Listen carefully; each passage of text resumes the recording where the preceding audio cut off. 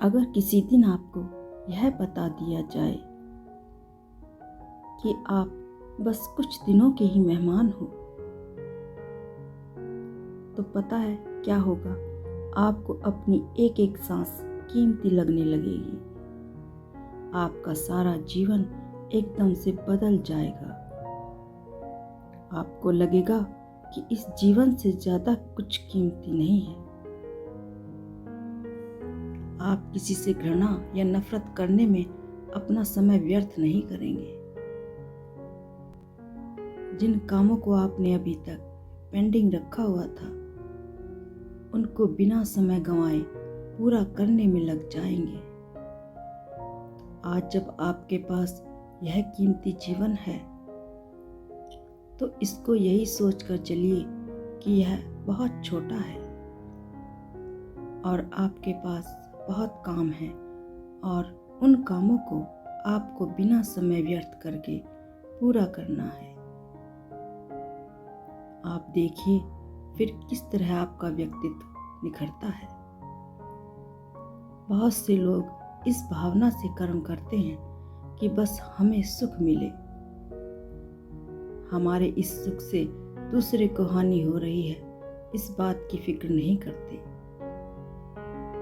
इसी कारण वे जाने अनजाने पाप कर्म कर लेते हैं। एक दूसरा इंसान होता है जो सोचता है कि मैं ऐसा कर्म करूं कि मेरे कर्म से दूसरों को खुशी मिले।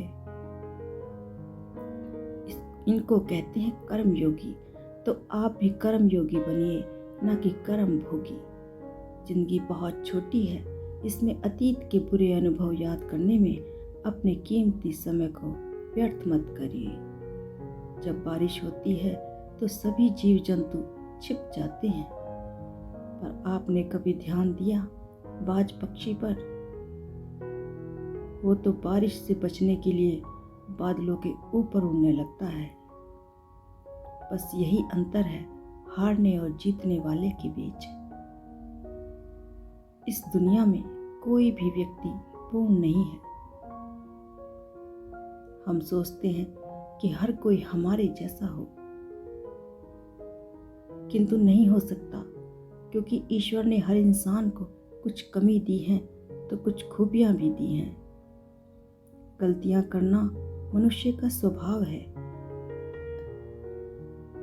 ऐसा कोई इंसान नहीं हो सकता जिसने कभी कोई गलती नहीं की हो। लेकिन हम क्या करते हैं? अपनी गलती को छिपाने के लिए झूठ का सहारा लेते हैं, यानी गलती के ऊपर फिर से एक और गलती। झूठ का सहारा लेने से जीवन में सुधार होना कठिन काम है। झूठ से बचने का यथासंभव प्रयास कीजिए। किसी को उसकी गलती के लिए माफ कर देना बहुत साहस का कार्य है, लेकिन यह साहसिक कार्य करना चाहिए, क्योंकि हम भी ईश्वर से अपनी गलतियों की क्षमा मांगते हैं। क्षमा सिर्फ गलती की होती है, षड्यंत्र या साजिश की नहीं। सामाजिक जीवन में रहते हुए किसी को माफ कर देने से जीवन और सुखी हो जाता है।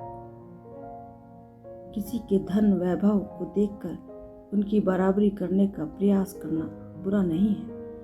अगर बुरा है तो आपकी ईर्ष्या है कि इसके पास क्यों इतना वैभव है। एक बात याद रखिए, आपकी ईर्ष्या सिर्फ आपको जलाएगी, किसी और को नहीं। इसलिए जीवन में सिर्फ स्वस्थ प्रतिस्पर्धा रखें, जलन को जलाकर फेंक दें। जीवन की परेशानियों का हल प्रभु की भक्ति में है। जीवन में धैर्य तभी मिलेगा जब आप अपने इष्ट को स्मरण करते रहेंगे। यदि विपरीत परिस्थितियों में भी हमारे पास धैर्य है, तो समझ लीजिए इससे बड़ा कोई मित्र नहीं है। ऐसे लोग ईश्वर को अति प्रिय होते हैं, निस्संदेह।